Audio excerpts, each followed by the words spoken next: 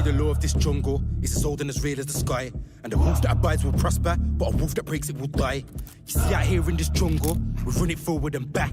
For the strength of the pack is the wolf, and the strength of the wolf is the pack. I used to run with the pack, nowadays I run for the pack. Represent from the front to the back, balls in my heart, my city on the map. I was in the field, you're sitting on the bench. See me in the gym, rep till I'm bench.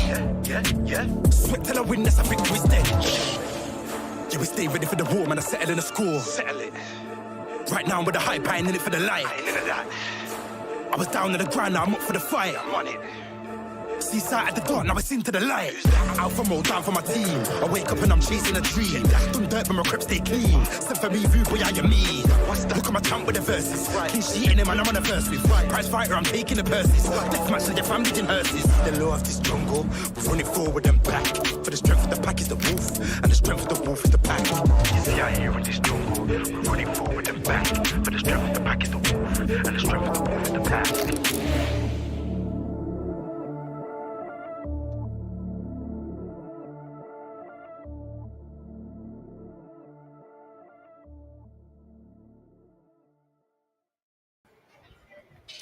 A very good afternoon and welcome once again to the home of football. This is Molineux. That is the Wolves players arriving a short time ago. Hugo Bueno in amongst the squad as a young wing-back, Maximilian Kilman, Pedro Neto, players who've had experience, who've had good results against Southampton in the past. And that man scored last time he was here at Molineux, hoping that they can get the first 3 points of the new campaign. I'm Mikey Burrows. Alongside me is Andy Thompson. And I know normally there should have been a third person, and there will be in just a second, as Lee Naylor decided 30 seconds before we started to run off to the loo. So this is how professional this is. This is why we got Stephen Ward in last game, let's be honest. You subbed me out. Because this guy, we love you, Nails. Thank you. There was somebody who messaged in, I'll try and find the message a bit later, who really missed you, by the way. Matt Murray? At the Newcastle game. No, yeah, it wasn't Matt Murray. It wasn't. But as you can see, Lee Naylor, Andy Thompson, alongside myself, Mikey Burrows for Matchday Live, building up towards kickoff. We are going to go through everything that happened in the last couple of days, transfer-wise, and across the whole transfer window in all. We'll save that for a little bit later on. We'll also get some post-match reaction to Wednesday night from Matheus Nunes, and I have been speaking to him this week, and he will be referred to as Matheus from now on. That's his choice, so that is what we will do.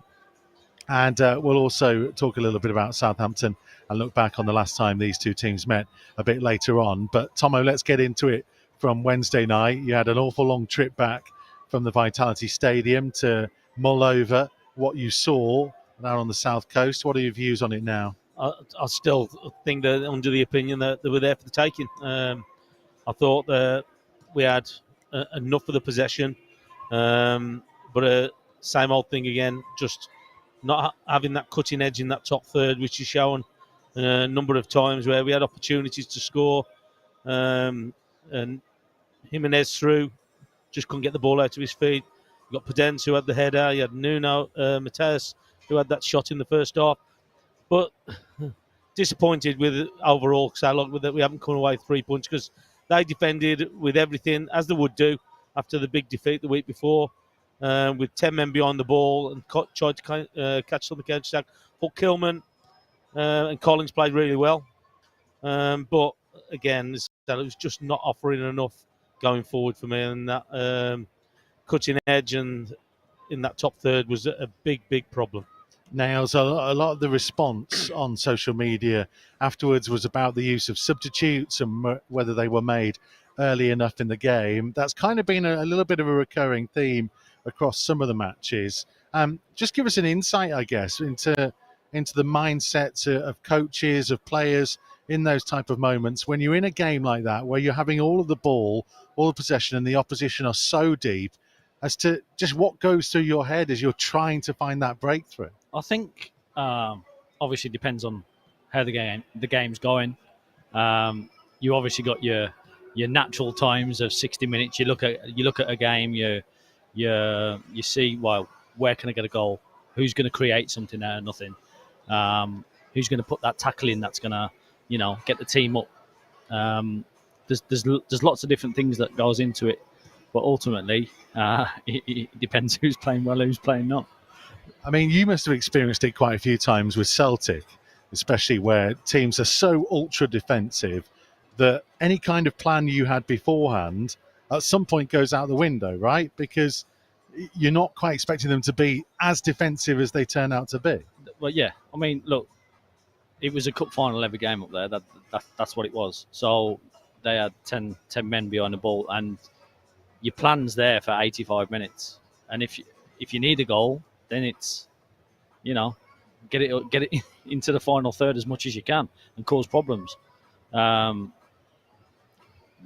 That's how we've done it. That's how it was. Do Wolves do that enough, Tomo? Do they go direct enough sometimes? Because there's a lot of pretty play, but we're not scoring goals. So we're sat here questioning what is the answer to it. No, I don't think they do. I said a couple of weeks ago about mixing the game up where, okay, it's great watching the play, keep possession of the ball, but just sometimes it makes it so easy for teams to defend because you're playing everything in front of them.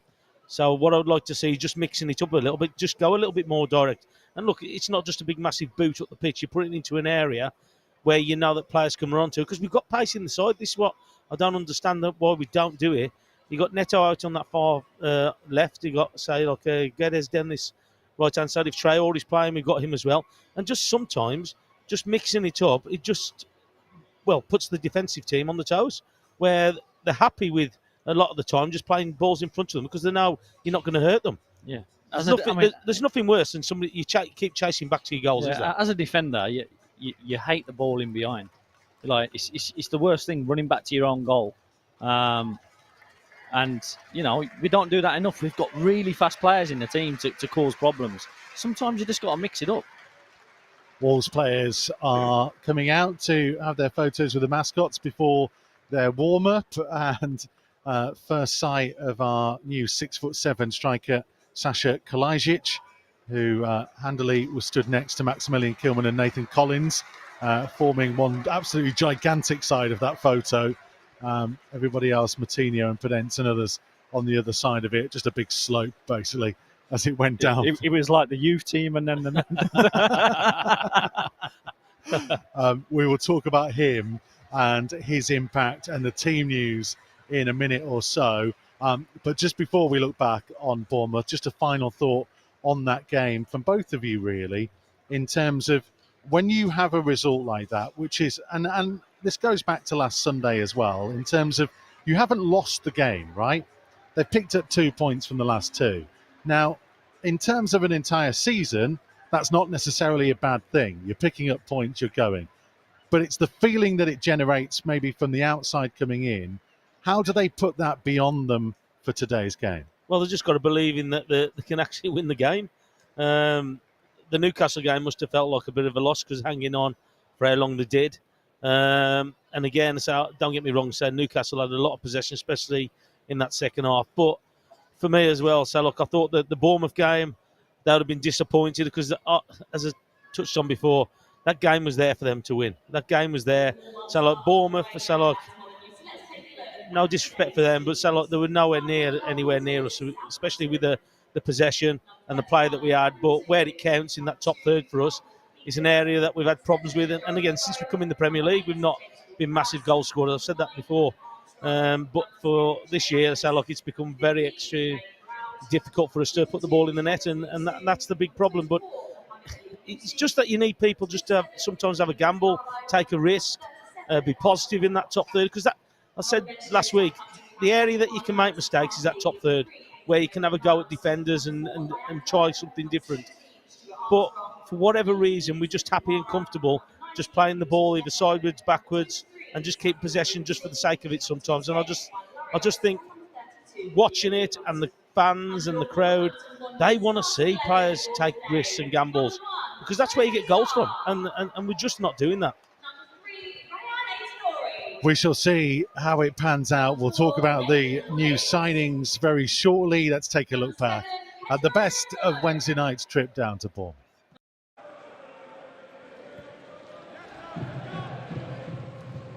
Johnny cutting back infield on his right foot. Support from Guedes. Now Matinho. Long diagonal towards Neto, right inside the box, heading it down. Nunes to strike it all, clips the top of the crossbar. Incredible hit by Matheus Nunes. It sat up perfectly for him. He still had an awful lot to do. Got his foot over the top of the ball, perfect shape. And he's so close to hitting a stunning debut goal. Wolves have numbers committed to the attack as Neto cuts infield and shoots! Oh, good effort. So close from Pedro Neto. Cutting infield, let fly from a good 25 yards at least. And for a moment, Vitality Stadium held its breath. Neves forwards, it's a clever pass. Daniel Pedence early. Raul Jimenez hits the penalty area, lifts it over the goalkeeper but plays it wide. And the best chance that Wolves have had in the second half goes begging. The Mexican just ran out of room as Neto came flying out. The Bournemouth goalkeeper couldn't get it out from underneath his feet and couldn't get it on target.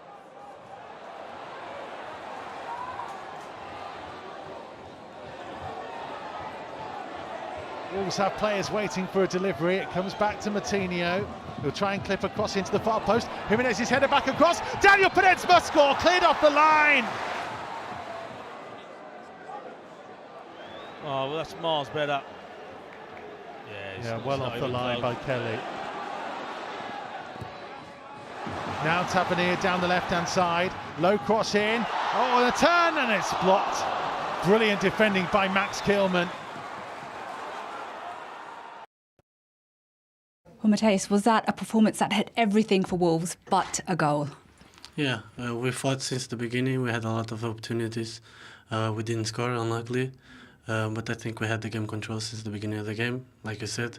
But yeah, we just have to keep working the same way we have been doing, and the results will come.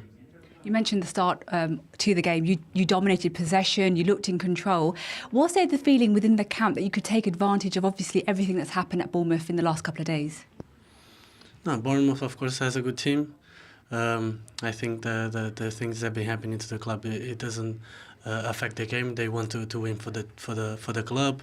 Every time they go inside of the pitch, they want to fight and try to bring the victory to the club. So I think that doesn't influence the game. They fought, they tried, but I think we were just like in control, like I said, in the whole game since the beginning, and we didn't stand a chance for them. But unluckily, we didn't score, so it was a draw. Let's talk about the chances. There were a few in the match for yourselves. Raul, of course, had a good one in the second half, but you had the best one in the first half. You hit the bar. You're disappointed you didn't score that one? First of all, I'm disappointed because we didn't win. And of course, not only me, but everyone wants to score. And I try to do my best and try to help the team, but it didn't win in, so it doesn't matter. Scoring goals has been a problem so far this season, but you have signed a striker. He has signed today. Will that give the team confidence moving forwards that will be an issue you can resolve? I think what can give us confidence is just keep working the same way we have been doing, for sure. If new players come, in this case a striker, is going to try to help us to score goals and win for the team. But we just have to keep our heads up and keep doing the same we have been doing, because we have been playing good. The results haven't come yet, but I think we have still the whole championship to fight and just to try to do our best. Is that the message within the dressing room at the moment, just to keep your heads high, keep playing the way you are playing, because you are still looking for your first Premier League win of the season? Yeah, for sure. The Premier League is just in the beginning. There's nothing for us to put our heads down. We have to be proud of ourselves, have to keep working, believe in ourselves. We have a really good squad, and we just have to keep working the same way we have been doing. Okay, thank you very much. Thank you. Matheus Nunes with his views after the game on Wednesday night. This is the starting lineup that Bruno has selected to face Southampton this afternoon at Molineux, and there is a debut for the new man up top, Sasha Kalajic. As you can see the picture of him there, he starts with Daniel Pedence coming in to play from the left, we understand, with Pedro Neto continuing on the right. It means Gonzalo Guedes drops to be amongst the substitutes, as does Nelson Semedo, with Reine Nouri coming into the starting lineup. Johnny, switching across from left back to right back. So Jose Sarr in goal, Johnny, Collins, Kilman and Nouri, the back four. Midfield three, it's becoming quite familiar now, of Neves, Mateus and Matinho, and then Neto, Kalajdzic and Daniel Perez up top. Of course, there's no Leander Dendoncker after he left the club on deadline day. So there is Hugo Bueno coming in to be amongst the substitutes. And of course, Willy Bolly left as well. We'll talk about that a little bit later on. But Raul Jimenez and Adama Traore, Gonzalo Guedes, Hee-Chan Wang, all amongst the substitutes. There is plenty of options there. Let's get the boys' thoughts on that then.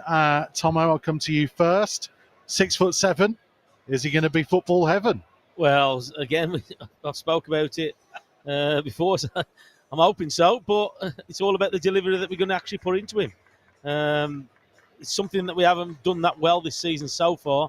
It's about that delivery from wide areas or central positions. We found it very difficult to get shots on target, but you ain't got an excuse now, have you? So, look, 6'7" playing up front, so you've got to be looking to put that ball into the box. I don't want to see from wide areas, keep checking back, playing the ball back. If we get an opportunity, and I'm sure that he's going to be one that stays probably between the posts, more central, that he'll want the ball into an area. And look, why not utilise what he's got? So look, with that height, and then you just feed around him. So look, I'm hoping that it is going to be something different, and I'm hoping that it's going to give us a spark in that top third. But it's all going to come down to his delivery and the way that he receives the ball and the positions where he gets it as well. Yeah, I mean, we'll talk a little bit about him specifically in a moment, but I guess the idea now is of throwing him straight in. I mean, people think about 2 days training. It won't, will it? It'll be in 1 day. No. Because they'll have travelled back and done recovery on the Thursday. Yeah, he would have had minimal time with the boys. So is it brave? Difficult. It's brave, but he sees where the problem is. The problem is that in the final third of the pitch, and we've not been scoring goals. But he's been playing though, hasn't he? So it's not a case. I know. Look, it's different coming into a team, but he has been playing. He should be up to some kind of fitness. The travelling and that can take it out here, but then the just everything around the transfer and stuff like that. But look, he's had a day. He's out on the grass as a footballer. That's what you want to do. So we need to get balls in the box. We need to, as Tom Hall said, stop shying away from getting crosses in the box. There's no excuse now. We've got, as you said, a 6'7" striker. You've got to get balls in the box. On that, though, is there some surprise from the pair of you that it's not Traore who plays, it's Podence who comes in? Because Daniel Podence's natural game is maybe more in the pocket, or is that deliberate, do you think, of getting Neto and Podence in and around any kind of knockdowns that Kalajdzic can provide? Well, I think that's going to be the reason. Again, I know we're playing forward at the back, but he will still want his full-backs to offer something in the wide areas as well. So he'll want the ball. So look, and I want to see, can we hit the ball in there early? Probably Podence, because more of a central role like at number 10. And hopefully he's going to get more of the ball from knockdowns, or for him just to unsettle defenders. So that's going to be the thing. So look, can he get around? Because he's got great feet, Podence. So he's got quick feet, and you're just hoping that the ball in or the delivery in, that somebody like him is going to be there or thereabouts, that we're going to get the ball. And that's the important part about it. We can't be too far away from him. If the ball's going in there, I don't want to see us watching the ball go up to there and then react after he's actually challenging for the ball. We've just got to have that gamble. We've got to expect him, with his height, that he's going to win his fair share in the air or cause a problem. So have a gamble. Just go out there and just try and get something out of the game. Is it also one of those, Lee Naylor, that I guess there was two ways of doing it, right? You either start Raul and then you get a boost to the crowd and everyone as they see that new man about to come in and you introduce him into the game, or you go down the route that Bruno has done, which is, listen, Raul missed a couple of chances the other night. Maybe, he's still coming back from an injury he picked up in pre-season. Let's take him out the firing line. And we always have him to come on, knowing the record he has against Southampton, which is very good. Therefore, he can provide that. That's a 50-50, in my view, isn't it? I just think you've got your new man in, get him in there. It's something we've been struggling on. Goals win your games, and we haven't been scoring many. So that means we ain't been winning many games. So look, he's thought, right, I'm going to stick the boy in straight away, see how he does, give him 60 minutes maybe, 60, 70 minutes, see how he does. If nothing comes off it, we change it up. But we've got to do something. We've got to have that change. But it's not just about getting crosses. As me and Tom says, get balls in the box. It's not just about that. It's his link-up play. It's winning. It's winning. It's getting people in the box that are going to feed off him as well. In terms of the other change, by the way, it's my understanding that Semedo is being rested, having come back from a lengthy spell out injured and played a lot of games in recent weeks. So that's the reason why Johnny keeps his place ahead of him, because I think Semedo's been playing very well. I thought he was outstanding. Yeah, against Newcastle, he played really well. Yeah, he's been absolutely really good. He looked sharp coming back. So that's the thinking as we understand it behind that. Right, we'll get the boys' verdicts on the last couple of days of the transfer window shortly. Let's hear from Bruno ahead of this one. But still a strong team, and you can see the way they start the season, especially what they did in the last game. So we hope, or what I hope to see in every Premier League games, and especially when they play against Southampton, we know they are very strong team, big mentality to come and to play every game with a higher tempo, and gonna be a hard game. And but I think we're gonna be ready. I think the signals that the team are doing give me the confidence again tomorrow in Molineux with our fans in our back to support us. We're gonna do another good game. That's the good signals that we are doing good games, creating a lot of good chances. And like I said about the transfers, like I said last year, the good things will come, and for sure the goals will appear.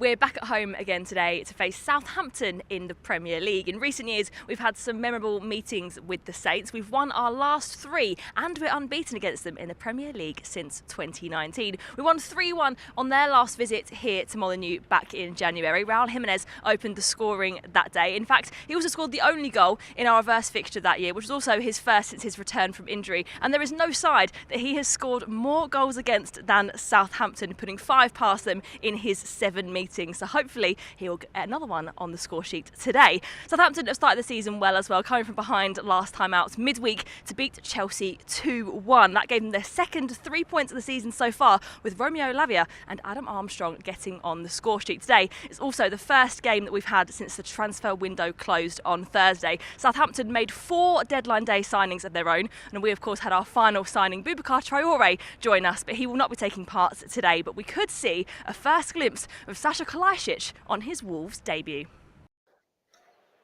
Well, we do indeed get our first glimpse of Sasha Kalajdzic because he starts today. We've just been watching them go through their paces as they try and manoeuvre the ball out wide and then put crosses in, although he actually just ducked under one and allowed Daniel Pedence to take it. So let's see how that goes through the course of the season. Anyway, Fingers crossed, eh? Yeah, I mean, listen, I've just watched Rain. Let's hit the big man. Yeah, I've just watched Rain Nouri smash one right-footed and knock some poor guy's glasses off in the row 4. So anything could happen as far as things go today. It's just nice to see if they could actually hit the target to the wall. Yeah, no, that's not going quite to plan as we watch Kalajdzic just put one wide. Anyway, let's talk about him as a striker who's come in, because it's an interesting one, really.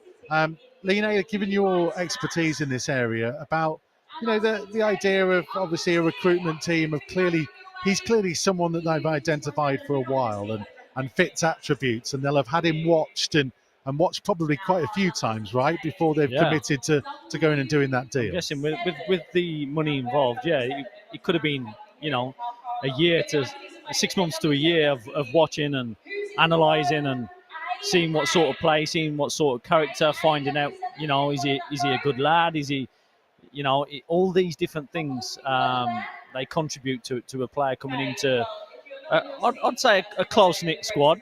And can he fit? Is he going to make us better? All these little things they would have looked into in the recruitment side. So yeah, definitely, it's going to be interesting. The full behind-the-scenes video, by the way, of his first day in his medical is fascinating, because you watch how the other players interact with him and how he goes around the building. And there's a brilliant moment where he kind of puts his head in towards the sports science department and just kind of says, oh, I'm just going to go off and do this, and I'll come back, and I'm sure we'll get to know each other. And you boys know full well that sports science department, nobody normally talks to them. They come in and do their thing. That's how he seems a really nice guy that is engaging as he was going around the building and meeting people and introducing himself. And he seemed actually, Tomo, to be quite emotional, he and his partner, when he signed the contract and when he came and saw this stadium for the first time. That's kind of what you want, right? Somebody who views this as not a stepping stone, but as a real career achievement and wants to come here and impress. Look, so if you don't want to come and play in the Premier League, you got something wrong with you. Premier League is probably the best league in the world for facilities, for stadiums, for fans, for generally everything that you relate to football. So you just look at it, and he's going to be mesmerised by it. He's going to be thinking, "Wow, what a place I've come to!" Up to the art of a training ground. So look, you're looking at that. The medical team, what you're just saying on that, the analysts, so they're probably the ones who are always in the background. So it's nice to see them as well, working out the players. But look, with everything that's close knit in this club, as it has been, with the players coming in, you saw with the other signings that have come in to Wolves, they try and get them to fit in. And look, they've got to do that, because at the end of the day, they're all in it trying to do the right thing and trying to get results. And that's the important part about it. It's trying to get people to settle in straight away as quick as possible, to go out there and make sure they perform. And look, he's dying to play here, isn't he? So that's one of the things that he knows that you want him to do. So and hopefully he can get that and performances. And Boubacar Traoré was a late signing on deadline day, a young midfielder from Metz. We'll talk a bit more about him next week and try and get a bit of an insight because he's not here today. So let's save that for next week. But of course, kind of the big news of the last couple of days of the transfer window, Lee Naylor, was Willy Bolly and then Leander Dendoncker going out, coming at the end of a summer where Connor Cody has moved out to Everton, where Romain Saiss left the club at the back end of last season. That's got some quite senior players, some players who've played a huge part in the journey that we've all been on of the last 4 or 5 years. Every club has to evolve, right? That's first and foremost. But how much of a gamble do you think it is that they've all gone in that one summer? Look, this is all part of the recruitment. This is all part of having a plan that football teams have. Players will come of age. Some people will want to move on. Some people want to go back to where they live. There's so many different factors on players and people moving out and new ones coming in. And it was just, it was a change. We changed system. New personnel needed to fit into that system. This is football. You're always going to have change. And this is why players need to be on their game as well, because some people get moved on when they don't want to, because they're not performing or they're just not good enough. Final point on that, Tomo. I say Leander Dendoncker and Willy Bolly, differing ways that they've left the club, let's be honest. I don't think Willy Bolly covered himself in too much glory by not turning up last weekend. However, just to say, and I put on social media about Bolly, and it should be mentioned about Dendoncker as well, huge parts of what this football club's achieved in the last couple of years, and hopefully in years to come will be remembered fondly for everything they gave to the old Gold. Yeah, of course, they've been a big part of what happened when Nuno was here. So and the revival of the club getting to where they are. But look, say players move on. Let's say the way that Bolly went, we're not turning up for the match. Probably when he's thinking or looking back at it, he wasn't probably one of the best things that he's done. I think Dendoncker wanted to play, and he was going down the pecking order a little bit. So, look, you can't have a go at the players who want to play first team ball. It's nice and refreshing to see players actually wanting to play and moving on for that reason. But look, if it's time for them to go and the club's got to keep moving forward, as it has done with the signings that they've brought in, and things are going to change. That's the way football is, and I'm sure the Niles will tell you that about recruitment, about players moving And as he's touched on there, some players probably don't want to go, some players do. But you've got to do what's right for the club, and they probably thought that was the time for those 2 players to go at the end of the transfer window. Let's get your views then on the incomings overall. We'll take a look at a few pictures, a few clips of those who've come in.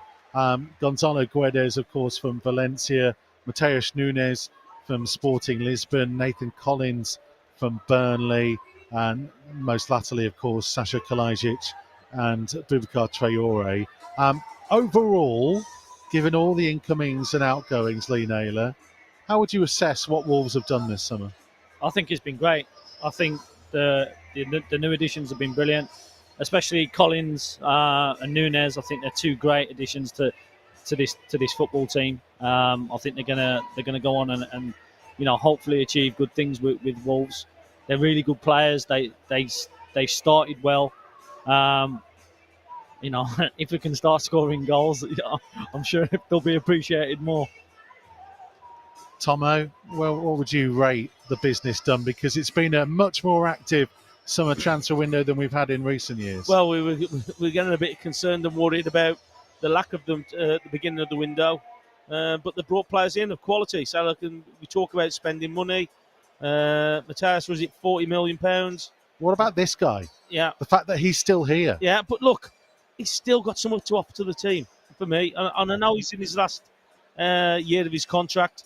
But if you can just get him right, and I said this again a week or so ago, if we could just get his head right to get him to focus on what he is, he's a big asset to us.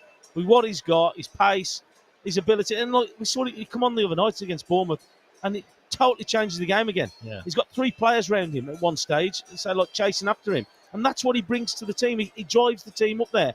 But we've got to try and utilise him a lot better. See, this is the interesting thing though, Nails, right? Because, there've been big money spent, right? Yeah. Big money spent to come in. One player we obviously haven't mentioned, Morgan Gibbs-White, another one who went out. But actually, we started the summer, I think everybody expected Ruben Neves would leave. The vast majority of people expected Adama Traore would leave. And yet, we're now going into the season with still those 2 players still here.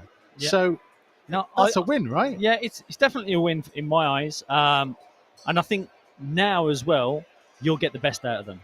Because that window's closed, because that uncertainty's gone away, I think they'll knuckle down now and get their heads on, this is football time. This is game time. This is my time to shine. January, it'll open back up, but I need to perform. When I was in my last year at Celtic, and I always remember when Strachan used to say to me, you're always on display. Always remember, you're always on display. And wherever you are in life, you're always on display. So act right and do the right things.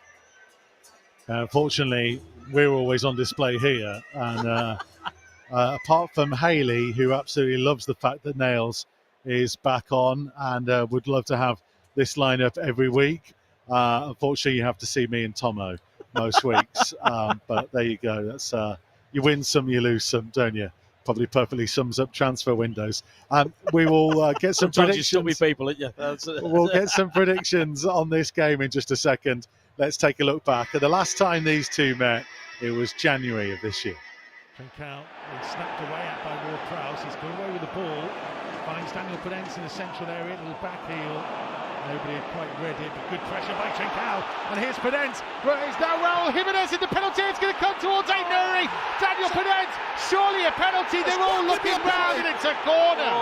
Oh goodness me. No, Val's got to look at this because Aït-Nouri's taken out, isn't he? He doesn't Now touch then, the ball. what's the It's got to be decision? a penalty. Michael Salisbury to blow his Oh, he's whistle. giving penalties though. Penalty Wolves. Referee blows his whistle. Jimenez, couple of steps to his left-hand side, couple of shimmies, now runs up, strikes the ball, sends the keeper the wrong way, and Wolves are in front, and what a penalty from Raul Jimenez! Redmond picks up on the right side for Southampton into the penalty area to Romeu. Romeu lifting into the danger zone. Oh, what a save by Jose Sarr! Experience is Matinho to lift it into the danger zone. Lovely ball, offside flag goes up, the ball has been turned home. Ready Kelly to lift the ball into the danger zone. It's Kilman's looping header off the post. It's Cody. It's Connor Cody who turns it home, and the goal is given. Connor Cody has scored a league goal at Molineux. Would you believe it? Matheus Silva's gone to mark. It's Kilman and Matinho in the wall as Ward-Prowse looks to try and strike the ball. Oh, what a hit and what a goal! That is sensational from James Ward-Prowse, and it's given Southampton a lifeline. Stuart Armstrong look towards the edge of the area, wide to the right hand side, dangerous cross in, and it's a header, it's back off the post, and somehow it's stayed out, and it's now into the arms of Jose Sarr.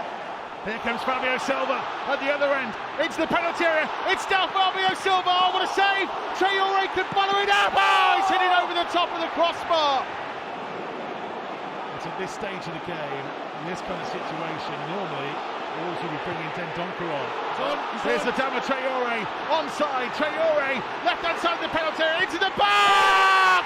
Adama Traoré, this time makes no mistake! Traoré's finish might just have finished off the game.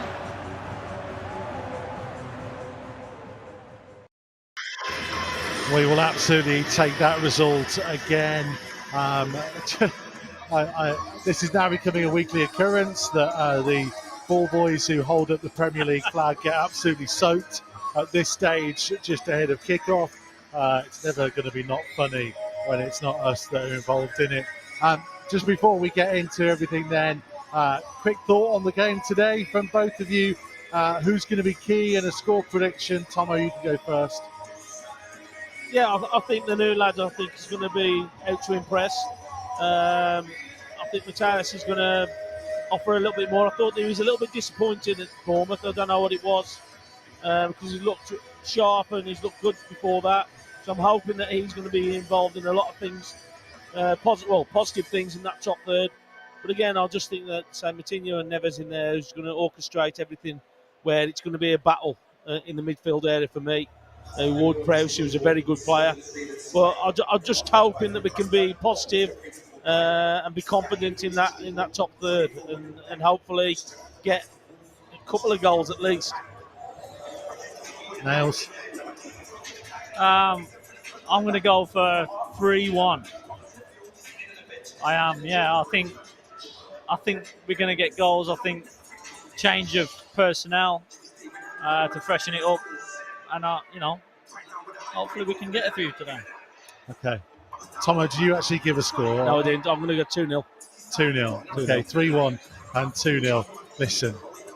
Listen, right. Normally, I'd just say 1-0.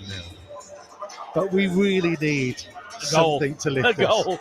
I mean, trying to be positive here. You just need a goal. I just need a goal. Please, just any goal off So is someone's it 1-0? bomb. I don't care. Let's just win the game. We just need to win a game. I'll take anything. Hopefully, it will be a Wolves win. We are giving you full live commentary at wolves.co.uk and via the Wolves app. Join us there in a couple of moments' time. Fingers crossed. Today is the day. We have a brand new striker. Hopefully, he'll open his Molineux account and we can all keep moving forwards in the right direction. See you in a couple of moments. See, the law of this jungle is as old and as real as the sky. And the wolf that abides will prosper, but a wolf that breaks it will die. You see, out here in this jungle, we run it forward and back. For the strength of the pack is the wolf, and the strength of the wolf is the pack. I used to run with the pack, nowadays I run for the pack. Represent from the front to the back, wolves in my heart, my city on the map. I was in the field, you're sitting on the bench. See me in the gym, rep till I'm bench. Sweat till I win, that's a victory stench. Yeah, we stay ready for the war, man, I settle in the score. Right now I'm with the hype, I ain't in it for the light. I was down in the ground, now I'm up for the fight. Seaside at the dark, now it's into the light. Alpha mode, down for my team. I wake up and I'm chasing a dream. Don't dirt, but my crap stay clean. Step for me, rude, boy, how you mean? Look at my count with the verses. King cheating him and I'm on a verse with. Prize fighter, I'm taking the purses. Death matching their families in hearses. The law of this jungle, we run it forward and back.